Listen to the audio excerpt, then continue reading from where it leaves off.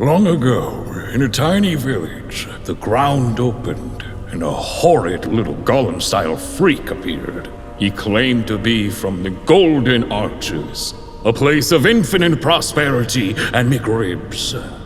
However, one day, a total clown rose to power and doomed the once great establishment. The fate of all governments, I suppose. The man then said he left everything he owns in one piece, and blew away into dust. His words sent countless souls to his crack, including these losers, who are totally screwed. Brother, look out! Now we gotta save my totally still alive sister. She cooked all my meals. If we don't get her out soon, I will starve. I'm a growing boy. Greetings, greedy gourmands! 'Tis I, Grimmjack, the devourer of hors d'oeuvres, the master of mere morsels, and the conqueror of Shambhala.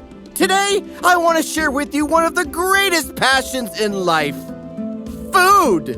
For you see, I have now partaken in the most nourishing anime of 2024, Dungeon Meshi, aka Delicious in Dungeon. It's got all the cooking, eating, and tumbling, rumbling goodness of Food Wars, but without any tasteful foodity. So you can watch it with your Meemaw.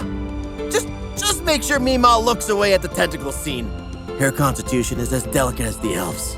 Delicious in Dungeon takes place in a magical realm full of dungeons, monsters that are as deadly as they are tasty, and adventurers that seek to slay and slash or eat them. One such party is Laios, Chilchuck, and Marcille, our main characters. They just narrowly escaped certain death, along with their other friends, because Laios' sister Falin teleported them away from a red dragon just before he ate her. Great job, Falin! Now the show can happen!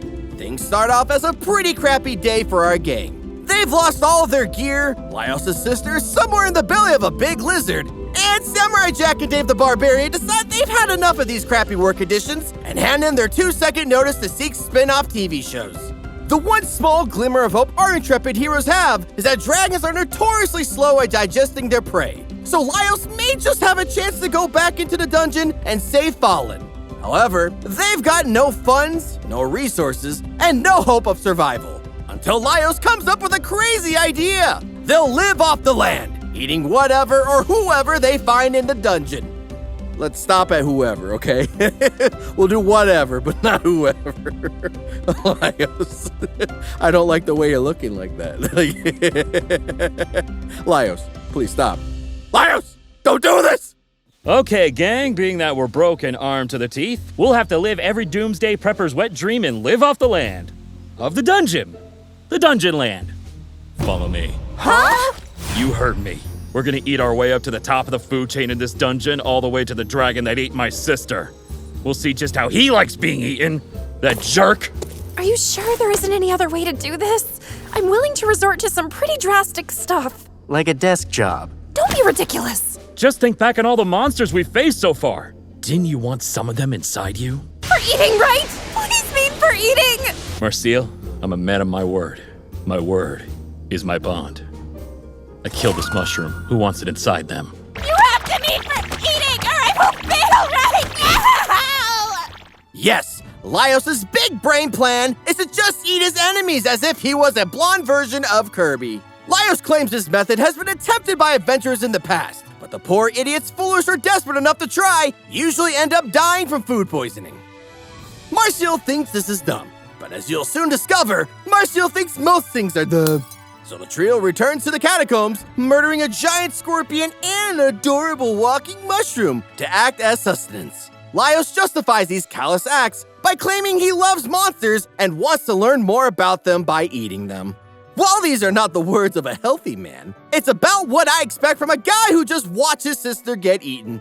Once it's time to cook these goodies up, they're a little lost on ideas. In fairness, if someone gave you a scorpion and a large mushroom and told you to make a meal, what would you do exactly? I'd probably just light everything on fire. At least that way the colossal scorpion body is gone. Before they can ruin the meal and poison themselves, a batshit crazy-looking homeless dwarf hits the scene and starts dishing out his culinary advice like a batshit crazy-looking homeless Gordon Ramsay. Or, a regular Bobby Flay. You there! I see you're trying to cook a scorpion hot pot, but if you cook it like that, it'll make you vom. That it did, sir. What you gotta do is one of these, one of those, a little of this, a little of that, and then you gotta cut off the mushroom's feet. Now get away from these grippers. Oh boy, feet! Brisk. Can I put him in my mouth now? Oh, I insist. We're entrusting our lives to these men. Maybe you are. I'm bailing the second things look rough. Can you be my new sister? Sure, I've been called weirder. This paladin of Paladine is Senshi, a master of monster cooking, a man who probably smells like Post Malone looks, and the first guy you want to call if you want to live off the land. Good job, Senshi! Now the show can really happen!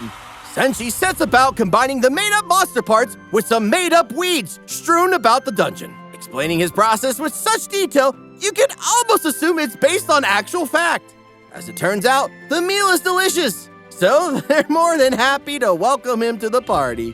What follows for the next few episodes is a narrative formula based on the same 3 acts. The party encounters the monster, the party defeats the monster, the party gobbles up the monster, Marcille will probably whine about something, and Senshi will have the dead-eye expression of a serial killer. It's predictable, but damn it, it works! And it works in no small part due to Studio Trigger's insane attention to detail. Yeah, this is a Studio Trigger show. You might recognize the studio from their other works, like Kill la Kill, Promare, and Cyberpunk Edgerunners. Shows full of glorious, action-packed, and breathtaking fight visuals. All of that Sakuga has been packed into the food scenes here, though, so make sure not to watch this on an empty stomach. As they progress through the dungeon, the landscape around them changes. The first floor features your convenient darkened catacombs, and even has its own merchants to sell your wares and validate your parking. The second floor is riddled with overgrown plants and gnarled branches to be ventured across. Here, the team forages for berries from a ravenous plant, while using Marcille as bait. Once the salad course has been served, the party begins searching for the main course. A basilisk roams this land, sporting the head of a chicken and the rear end of a snake, making me wonder if its eggs are chickeny or snaky. Either way, I'm having them sunny side up. While they rifle through the beast's nest for eggs, Marcille comments that the eggs are long and squishy, confirming them to be like snake eggs. The mystery has been solved, and my order has been changed to over easy. Before they can chow down, however, they overhear another party being pursued by the beast. It mercilessly pecks and kicks them, poisoning its victims with its deadly spurs. Yeah, I've never been kicked by a chicken before, but I bet it hurts. Napoleon Dynamite never confirmed whether they have sharp talons or not, so I've always assumed the worst. That's why I kick first and ask questions later. If it's good enough for Link, it's good enough for me. Laios and Senshi are able to slay the chicken snake, but the injured adventurer is fading fast. Senshi's got an antidote stashed away, luckily, but he insists that he'll only share it as a part of a fully prepared meal. Then insists on slow roasting the basilisk over a spit. So this guy just had to lay there slowly dying while Senshi calmly explained his cooking methods like a dwarven psychopath. Sure, I got an antidote for basilisk venom. I'll cook it into my meal for the day. Can't you just give it to him now? No! Because reasons. Anyway, you just hit him with one of these, this, a little of that, put a ribbon on her, make her look pretty for a big day, and then you slow roast her over a spit for 6 long hours. Senshi, a man is dying. Well, I could cook it in 30 minutes, but then it'd have to be a suppository. Take your time! Fortunately, the meal is not only scrumdiddlyumptious, but life-saving. The eager adventurers depart with full bellies and a lesson in survival that will surely serve them well in trials yet to come. They even say they want to be like our protagonist one day, which is a death flag that will surely make Senshi's life-saving basilisk roast a waste of food. Deeper and deeper the party proceeds into the recesses of the dungeon, consuming everything from mandrakes and giant bats to oil sprays used to fuel fire traps. And yet, it's still not enough. Laios' greatest ambition is to finally overcome the one foe he most wants to devour: living armor. Not even Senshi thinks this is feasible, considering how they're made of metal and all, but Laios is unflappable in his belief. Boy, oh boy, do I love iron in my diet. Let's go find some living armor and get our daily iron intake. Let me get this straight. You want to ingest solid steel. Just take a bite out of plate mail. Yep, Perino. Now let's get to munching before the mail goes stale. Laios, That's probably the dumbest thing I've ever heard. Everyone in this room has become dumber having listened to what you just said. My brain is literally on the brink of shutting down from the sheer stupidity of the words you just spewed out. You are officially a greater mage than I, as you've cast a spell that whisked away any reason I had to live. I can't remember how many numbers are in a letter. Please, lie to my family about the reason for my demise, as this is too shameful. In summation, Laios, I hate you. So, you want any Senshi? Yeah, I'll eat metal, whatever. When they come face to helmet with the living armor, he notices that it's protecting an egg sac and moving defensively, convincing him that it's made of something more than reanimated steel. When he's able to separate its helmet from its shoulder, he discovers a strange glop-like series of creatures residing in the rim, which is also a sentence I recently described to my dentist. By linking up in the joints of the armor, these creatures are able to mimic human-like movement. But otherwise, they're the same as any other monster. And you know what that means, right? It's the second creature in this dungeon to attack the party while defending its young. The first one being the basilisk. But more importantly, we get to fucking eat it! Let's go! Laios also takes up the armor's sword, which comes with a free goopy boy residing in its hilt. He chooses to hide this secret from his allies, like a dog with something in its mouth. Bad Laios, what do you have? What do you got in your mouth, boy? Bad boy! Bad boy! No! Get it out! Upon arrival to the 3rd level, Senshi does some farming on the back of some golems, which yields a bumper crop of veggies. There's too much of them to eat, so they elect to stop in at one of the resident merchants to seek trade. They're approached by this Smeagol-looking-ass jerk, who takes one look at their vegetables and demands they leave at once. Fuck your carrots, Senshi! Carrots are gross! You can just say you don't want the vegetables. You don't have to make those noises about it.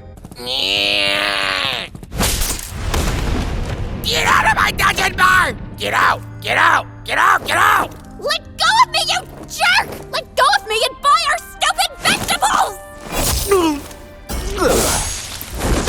Do you want to buy our stupid vegetables, Mr. Orc? Kill everyone here, especially the vegetable owners! Uh-oh. Why is no one in this whole dungeon a vegetarian? Marcille, please! I think we have bigger problems.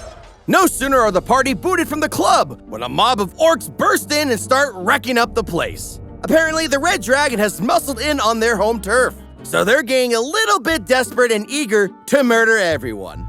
They're on friendly terms with Senshi, however, and just want to take all of his veggies. Normally, one might not be in the position to negotiate at this point. What with a horde of massive brutes saying they'll take your head or take your head of lettuce, but Senshi's domain is food. So negotiate he does. He somehow convinces the orcs that they can have their food or whatever, but Senshi and the others will cook it into a tasty meal in exchange for bringing the party along to their base camp. It seems a risky proposition, being taken hostage by these brigands, but Senshi has a plan, you see. The orcs are carrying yeast and flour, which he can use to make bread. Yes, his plan is food. His domain is food. He's a little food gremlin. While imprisoned, Marcille and one of the orcs get into a heated debate over the morality of the various races. The orc tells his child that their kind were wiped out by humans and elves, while she argues that they were the aggressors. It's a complex topic based heavily in history, perspective, and politics. Naturally, Senshi is tuning out all this dumb world building in favor of bread building. Not a care in the world, just flour, yeast, and an oven. It's how 1/3 of us got through COVID. Ta-da! The bread we made is finally ready to eat. By us, you mean? You get nothing. You smell horrible, and you're short. What? Don't blame us for what's obviously 95% Senshi's fault. Friendly fire, but okay. I let you make that bread because obviously you wanted to perform free labor, but we eat it, and that's final! Daddy, if they make Daddy, if they bread. Ah, that's right. Easily manipulated, child. Your selfless father clearly just wants us to wait so we can share a massive meal together, including the bread. Now look at my finger. Don't listen, easily manipulated child. I mean, son. It's a trick. He also promised us a night's stay, safety in this part of the dungeon, and he won't kill us. Or else he'd be a liar. And everyone knows liars taste awful. Daddy tastes bad? No father wants his son to think he tastes bad. You win. How we got this far as a group eludes me. Well, my sister did die. Okay, yeah, we're par for the course then. Once it's finished, the orc intends to take the whole loaf. But the party gaslights the orc's son into believing that they're saving it for a bigger banquet. Which sounds to me like a pretty underhanded tactic. But it actually works out, and they merrily have a feast together. So remember, boys and girls, if you're ever in trouble, the best way to get out of a bad situation is by lying as much as possible, preferably to impressionable children. It's around this time we meet another party of adventurers hell-bent on toppling the angry Arcanist. They may not be the main characters, but they are obviously the superior party, because they have a talking dog! Headed by the duplicitous cynic Kabru, they manage to reach the 3rd level themselves, slaying zombies and inspiring viewers with their teamwork and possession of a talking dog! Kabru, I think this is the furthest anyone's made it in the dungeon for a long time. Right you are, Rin! Great work, team. The only thing slowing us down at this point is our lack of resources. Well, then do I have some good news for you? We're rich! Woohoo! Whoa. Hot dog! That's my catchphrase. Incredible find, McBell! With this string of amazing luck, there's no telling what we could accomplish. We might even be the party that slays the Demon Lord or whatever. Yeah! Hot dog! Oh dang, looks like a bunch of chumps bit it. How awful. No one eat any of them! Dang it, that dog looked tasty. Laios, what are the odds of us being able to smuggle the dog and put him in the smoker? Really low. She's looking right at us. They even managed to discover a box full of treasure. It's got coins, jewels, and a beautiful necklace. I can only imagine what kind of things will be purchased by the talking. Oh, shit, they're dead now. Yeah, man, I hate getting attached to characters only for them to die in the first season. Someone took notes from Jujutsu Kaisen. I hate it here. Let me have my talking dogs! When the main party happens upon their corpses, Chilchuck reaches out for some of the loose coins, only for Laios' sword to begin rattling about in its sheath as if it just received a text. It turns out that Laios' vibrating danger sword was trying to warn him that these coins are actually the carnivorous currency known as treasure bugs. As their name suggests, they're bugs that disguise themselves as treasure so they can surprise unsuspecting adventurers and give them the nibbles till they croak. Marcille calmly panics and downs them with a stunning spell, and Senshi starts separating them into 2 piles, tasty nom-nom edibles and other.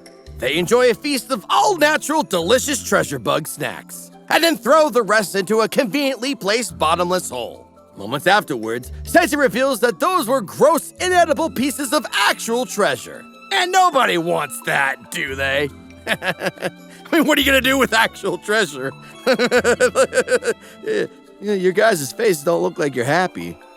The financially devastated unfortunate souls continue to clear the floors of the dungeon. The list of monsters they face is a veritable bestiary of horror, including a large and deceitful mimic, which they eat, and a band of wraiths, which Senshi wards off with a concoction of holy water made from sugar, salt, and alcohol, the contents of which they then eat.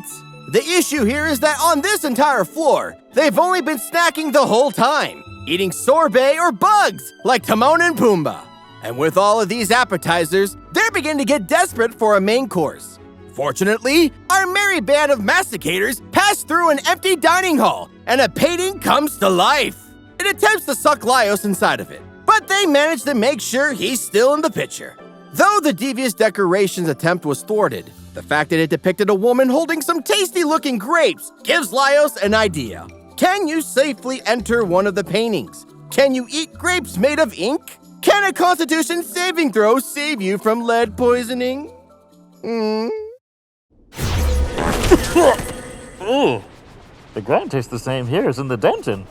It breaks my nose just as easily. Ugh. You there! That armor and sword! I've never seen anything like them Oh no, she knows that I entered this painting world to steal our delicious foods. I've always wanted to eat paint and she knows! You're the most suspicious person I've ever seen!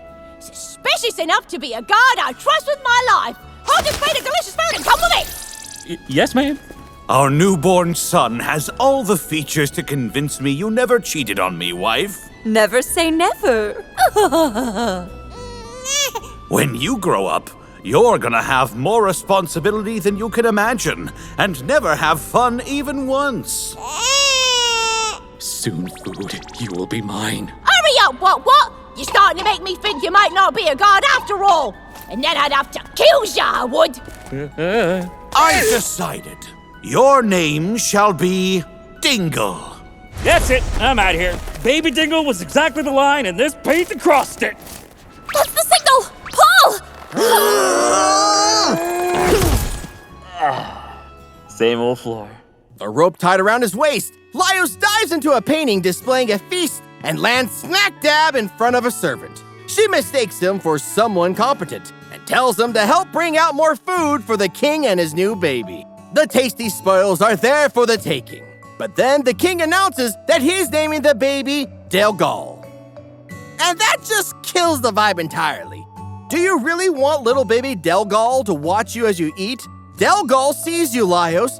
Delgal knows your sins. One of those sins being that you're trying to literally steal food out of his tiny baby mouth. Laios gives a signal to pull out and contemplates an alternate painting. Something, lighter, jazzier, like this painting here, with a fun outdoor banquet.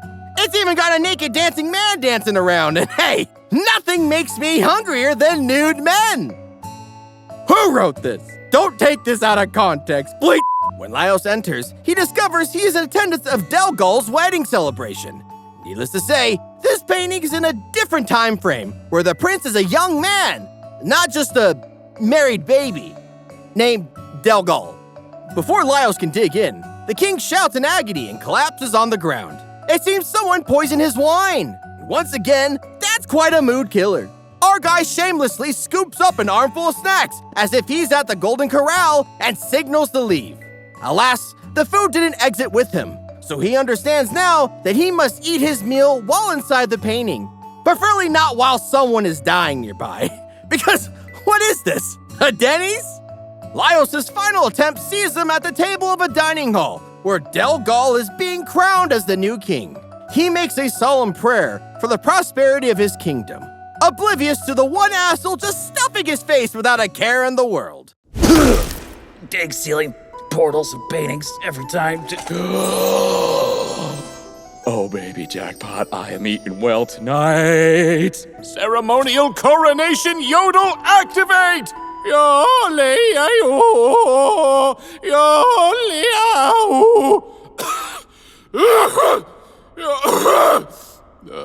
Oh, snap! New king just dropped! Speech! Yes. Thank you for coming to my father's funeral. I'd like to retract my previous chanting. Everyone, sorry. Now let us feast to honor... Way ahead of you! My father died for this, didn't he? Yo, this funeral have seconds? Alrighty then. I got a full belly and a heart full of dreams. Assuming no trauma besets me in the next 5 seconds, I think I can finally save my sister! I know you. You've been following around the royal family for decades. You probably killed the king! I'll avenge him here and now! Was there a barbecue in there or something? Smells smoky. You're not going in. Let me live! Laios has finally had himself a good meal. But as he makes his way out, an elf approaches him with the dead-eyed fury of someone who works in IT. It seems that this elf has noticed a random armored outsider who keeps popping up at crucial moments of Delgal's life. Always remaining the same age, no less. And it's pretty damn suspicious. The elf is about to unalive Laios with fire magic, but the party yoinks him out just in time. That sure was a close call. And worse still, the food still can't be removed from the painting, so Laios' stomach is empty once more. Nice work, pal. Great use of your party's time. Maybe skip this part of the story when you're telling everyone about how you saved your sister. If you save your sister. Meanwhile, Kabru's party are awakened from their nearly mortal slumber by a rather shady-looking group of characters. It turns out that the coins they found were the bugs our main party ate, and that those same bugs paralyzed the crap out of Kabru's party. You see, in this wacky dungeon, if you should happen to shuffle off your mortal coil, your soul clings to your body, as though death itself is forbidden in the dark and terrible depths. Only basic healing magic is required to restore those people to life, should they pass. But lucky for Kabru, his party was just having a nap. They noticed that all their stuff is missing, and instead of suspecting bugs disguised as treasure, or, I don't know, these clearly evil-coded people standing before them, they decide that whoever found them previously must have swiped their stuff. Well, welcome back to the land of the living. Me and my boy just revived you because you were dead and not just paralyzed. I'm so good at lying. Thanks for saving us, obvious thief guy. Hey, all my stuff's gone! So's mine. Seems all our stuff is missing, strange thief man. Do you know anything about where it might be? Do I look like I know anything about anything? Gotta say you don't. I found a strand of hair around my wrist to ward off ghosts. Talking dog. Use your talking dog sense of smell to find the person whose hair this is. Wait, if you have someone who can track things in your party, why don't you have him track down your lost stuff so you can find the real thieves? They're probably still close by. Or you just do that first plan. Great idea! By the way, I'm a kobold, not a talking dog. I bark because it's a furry thing. With a quick sniff of the surroundings, good boy Talking Dog is able to work out that it was a party with a human, an elf, a halfling, and a dwarf. Also, Talking Dog susses out that these ne'er-do-wells even had the audacity to eat a delicious meal in the same spot Kabru's party were sleeping. Look, we all know that the protagonists didn't steal anything. They just ate some tasty bugs. But regardless, what they did was in poor taste. So for that indignity, Kabru's party will have their just desserts. At last, Laios and company arrive at the 4th floor of the dungeon. This biome is an underground lake, with water too treacherous to cross by boat. Marcille suggests that they should use magic to walk over the waves, while Senshi suggests that she should just shut the fungi up. He just hates magic that much. Or is that averse to bathing that he refuses to risk proximity to water? Okay, gang! We're getting now, don't worry about it. We gotta get past this flooded part of the dungeon, but using a boat is too dangerous. Luckily for all of you, I just so happen to have magic! No! No, no, no, no, no, no, no! Seriously, dude, you're a grown, very short man. Alrighty then. Okay, Marcille. While I'm holding it down, use your magic on him. Laios, you traitor! I always knew you'd betray me, but I thought it'd be in a food-related way! You're saying there's no other way to proceed than by smacking Senshi in the face? Somebody pinch me, I must be dreaming. Ow! Huh, I don't think it worked. Give me another whack at him. No, wait! That ought to do it. You mages always throw magic around so carelessly. You ever wonder why the big bad guy is called the Mad Mage? Nobody ever calls the bad guy the Angry Cook. Chefs ain't never hurt nobody. Now, Senshi, I think we can all move on and get in water. I guess the spell actually didn't work. Maybe if I just keep hitting him. Stop. Enough! It's time we try it my way and use the power of food to get us across this body of water. Food? What? All I have to do is put this imitation crab meat in the water. It's imitation crab because it's a mimic. I'm very funny. Ha. Sorry, I felt left out. Okay, enough prop comedy. Time to summon my best friend using her native mating call.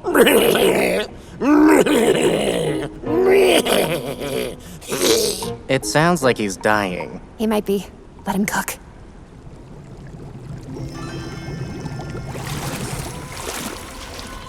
This is my best friend. Is that an incredibly edible Kelpie? Why, yes it is. How did you know her? Did you really name your pet after itself? I've been feeding this gal for years, and she's let me cross the lake every time. Our bond of friendship is incredibly strong, and I suspect it'll make her taste all the better when I suddenly and inevitably betray her. You know, I've heard about this with cows and other socially acceptable things to eat. So take that, Marcille! Food beats magic every time, and I'm never gonna eat my words, no matter how delicious they are. Since he introduces his ever-faithful steed, Anne, who I guess in the skit he named Kelpie? Despite the notorious reputation of these water ponies, she's friendly enough to allow Senshi to ride on her back. And off they go! And in they go! Right into the drink. You bring a fork with you into the underground lake to eat your words, Senshi? Yeah, it turns out the water horses, which are infamous for drowning you when you least expect it, will in fact try to drown you when you least expect it. Anne's playing the long game, I see. Senshi tries to reason with Anne, but she learned too much from Mr. Eat Anything That Looks Funny at You and is intent on eating him. His only hope now is that he tastes terrible, which considering he's 80% unwashed hair, he's got a pretty good odds of. It's only a last-minute save from the ever-hungry Laios that they're able to kill Anne before it's too late. Senshi is distraught by his sudden but inevitable betrayal. But not too distraught to start preparing his next meal. Marcille asks for some of the Kelpie's fat, which marks her first ever monster part ask. Look at you go, girl. Surely the fandom will like you now. Never mind. While they do some prep work, Laios and Chilchuck encounter Kabru's party, who are ready to take their revenge. Or not? They're kind of just floating their dead. It's not exactly an intimidating sight. That whole biome is probably gonna stink of wet dog fur for weeks. The two end up fighting some merfolk and wind up having an absolutely bone-chilling discussion on what is and isn't intelligent enough to eat. Mostly because it's Laios' weekly attempt to justify near cannibalism. Yeah, I know they're trying to kill a dragon and whatever, but maybe Laios is the monster they really need to be watching out for, you know? Before he has himself a Chilchuck roast in a slow cooker. Elsewhere, Marcille has rendered the Kelpie fat into soap in an apparent effort to cheer up Senshi. This allows our earthy Epicurean to take what might be his very first bath ever. Maybe he was born with it. Maybe it's Marcille. It's definitely Marcille. This man needs work. I'm a spokesman. Pay me.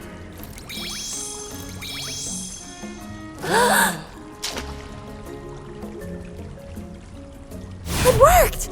All the times you tried to scratch my eyes out were worth it! Now we can keep moving. Marcille, you taught me something today. Friends are okay to use for personal benefit. Sometimes, it's even okay to turn once living things into soap. Wait, what? Senshi, no. Then I've learned nothing. Hey, do you guys think I'm the first bearded man to walk on water? Now that he looks fabulous and doesn't stink of old meat, he is no longer magic resistant, which allows them to cross the lake and almost certainly approach magic-based danger, which Senshi will now be vulnerable to. See you later, Stubby. It was nice knowing you. But with the dreaded water level cleared, what will our intrepid heroes find deeper in the recesses of the dungeon? To find out, you'll have to wait for dessert, because the main course of this video is over. I hope you enjoyed this mouth-watering look at Delicious in Dungeon. This series is a fun and wholesome ride about forging new friendships, discovering new and tasty things, and obsessing over your current hyperfixations with your friends. Now, the only thing I want explained to me is what kind of sorcery is allowing them to preserve all their leftovers for several days. I leave my beef tenderloin out for like 1 hour, and the whole house smells like a slimy cow. You mean to tell me Senshi can just lug around carcasses for 3 days, and it's still perfectly edible? Yeah, who's the spellcaster now, you bearded hypocrite? Anyway, I look forward to more dungeon shenanigans and delicious dives into the heart of Delicious in Dungeon with you, my scrumptious viewer. This series was voted on by you guys to be our next project. So we here at the Grimmjack team hope you liked it. If you want to see more like it, help this video get to 10,000 likes. And if we get enough love, we'll dive even deeper into the show. Maybe even deep enough to find Laios' sister. Bon appetit and see ya next time. Grimmjack out.